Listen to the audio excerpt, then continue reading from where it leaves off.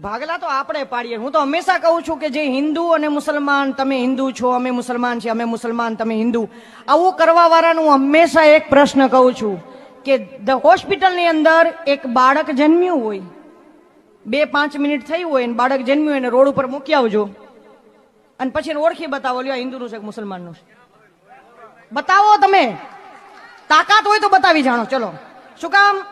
હમણાં મારા હાથમાં આવશે ને એટલે એમ કહેશે કે આ મુસ્લિમ છોકરીના હાથમાં જોઈએ, મુસલમાન જ હોય. તને ખબર છે ભાઈ, હું તો હિન્દુનું છોકરું રમાડવા લાવી છું.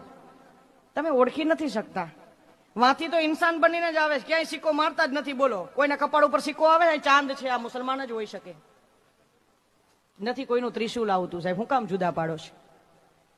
આ કામ આપણું નથી. જેને સીટું લેવી છે ને એનું કામ છે, પણ આ 4 પાયા ક્યારે તૂટે એનું કઈ નક્કી નથી. એટલે બાપાની મસ્તીમાં રહેવું, ગરીબ નવાજની મસ્તીમાં રહેવું અને હિન્દુસ્તાનમાં રહીએ છીએ, હિન્દુસ્તાની છીએ એના નશામાં રહેવું, બસ.